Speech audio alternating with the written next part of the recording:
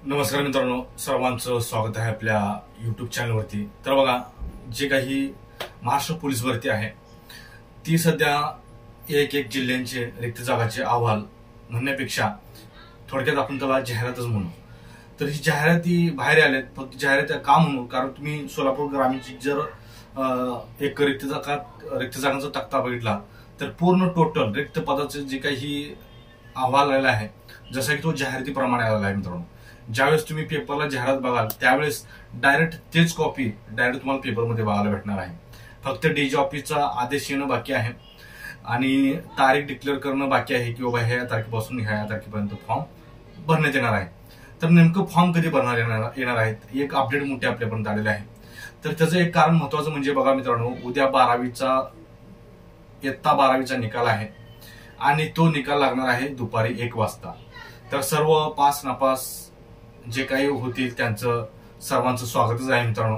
तर कोणीही नापास झालं म्हणून खचून न जाता उद्या निकाल आहे, खूप जीवनातला टर्न पॉइंट आहे। तुम्ही 12वी नंतर पोलीस भरती देऊ शकता, इतर गोष्टीमध्ये स्पर्धा परीक्षा तुम्ही देऊ शकता, करू शकता, उलाढाली भरपूर करू शकता मित्रांनो आयुष्यामध्ये। परंतु उद्या जर कोण नापास होईल कोण नापास होईल, पास होणार आणि नापास होणार आपण शुभेच्छा देतो मित्रांनो। कारण का प्रत्येकाने आपापले संघर्ष किंवा आपापले बाजी लावलेली असते पेपरला, परंतु काही कारणाने यश अपेक्षित येत राहतं मित्रांनो। त्यामुळे सांगतो की नापास झालं तरी हार मानू नका आणि पास झालं तरी पण जास्त खुशीमध्ये वेगळ्या मार्गाला जाऊ नका। कारण का बघा, आता तुम्हाला 12वीचे जे काही विद्यार्थी पास होणार आहेत त्यांना अतिशय मोठी एक संधी, पोलीस भरती नेमकी काय असते आणि कशी असते हे आजमावण्याचं एक वेळ आलेला आहे मित्रांनो। कारण बघा, तुम्हाला सांगतो सरकारने आतापर्यंत पोलीस भरती का रखडली याचे कारण म्हणजे ही 12वीचा पेपर आहे मित्रांनो। जर 12वीचा पेपर जर मुले टोटल तुम्हाला सांगायचं म्हणलं तर टोटल मुलं आणि मुले असे मिळून टोटल 15 लाख विद्यार्थी हे पेपरला 12वीला बसले होते। त्यातले जर विद्यार्थी थोडेफार काय पास झाले तर तेही या पोलीस भरतीमध्ये येऊ शकतात, मुली सुद्धा येऊ शकतात। आणि हे जे काही सरकारचं एक आर्थिक बजेट मोठं, हे जे काही विद्यार्थी आहेत ती फॉर्म भरण्याच्या माध्यमातून सरकारला एक मोठी एक आधारस्तंभ म्हणून आपण एक आधार देऊ शकतात। कारण बघा, तुम्ही लाडकी बहीण जी योजना चालू केलेली आहे त्या योजनामध्ये प्रत्येक क्षेत्रातला जे काही निधी आहे तो निधी कमी पडत आहे। अंध लोकांचा निधी, बेवारस लोकांचं जे काही शरणबाळीची योजना आहे त्या योजनेचा निधी, इतर इकडला तिकडला सगळा निधी उचलून करून हा सर्व लाडकी बहिणीच्या योजनेला सध्या सरकार लावत आहे। कारण बघा, ही एक योजना आहे ती एक राजनैतिक योजना होती, ही आज ना उद्या याचं काय होऊ शकेल आपण पण सांगू शकणार नाही मित्रांनो। कारण का आपण चांगलं काहीतरी बनवलं गेलं तर चांगलं काहीतरी होतं, त्यामुळे आपण या योजनेवरती टीका किंवा काय करणार नाही, पण सरकारवरती मात्र आपण टीका करूया।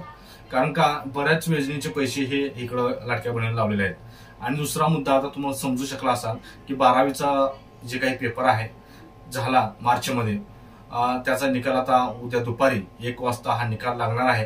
त्या निकाल लागल्यानंतरनीच सर्टिफिकेट वाटली जातील पासचे। कारण का तुम्हाला माहिती असेल पोलीस भरतीचा फॉर्म भरताना 12वी पासचा सर्टिफिकेट लागतं मित्रांनो। तर त्या अनुषंगानेच जे काही सरकार आहे ते आपलं फायद्याचं बघत आहे। 12वीचा निकाल लागल्यानंतरनीच पोलीस भरतीची जाहिरात 100% मी पडणार आहे, हे मी तुम्हाला लिहून देतो मित्रांनो। तर आता उद्या एक निकाल लागेल आणि निकाल नंतरच आपला पोलीस भरती जाहिरात पडेल। आणि वयवाढीचा मुद्दा सुद्धा सरकारपर्यंत पोहोचणं, सध्या आतापासून जर आपण प्रक्रिया चालू ठेवली तर वयवाढ भेटणार आहे। असं जर आपण हातावर हात ठेवून बसलो तर ही सरकार एक झोपलेलं सोंग घेतं मित्रांनो, हलवल्याशिवाय जाग येत नाही। त्यामुळे सुद्धा सांगतो की आतापर्यंत आपण जर पत्रव्यवहार किंवा निवेदन दिलं किंवा प्रत्येक आमदार खासदारांना भेटलं तरच वयवाढ होणार आहे, नाही शक्यतो वयवाढ होणार नाही। त्यामुळे आतापासूनच आपण ह्या वयवाढीच्या मार्गावरती लागलं पाहिजे। आणि बघा मित्रांनो, तुम्हाला जाहिरातीची जी जाहिरात आहे ती संपूर्ण तयार आहे। असं समजलेलं आहे की या 12वीच्या रिझल्टमुळेच हे जाहिरात टाकणं थांबवलं होतं। तर आता ही 12वीचा उद्या निकाल लागला केलं की जाहिरात ही 100% पडू शकते मित्रांनो। तर ही आजची मोठी अपडेट होती। तर व्हिडिओ आवडल्यास नक्कीच लाईक, कमेंट आणि महत्वाचं म्हणजे सबस्क्राईब करायला विसरू नका मित्रांनो। जय हिंद।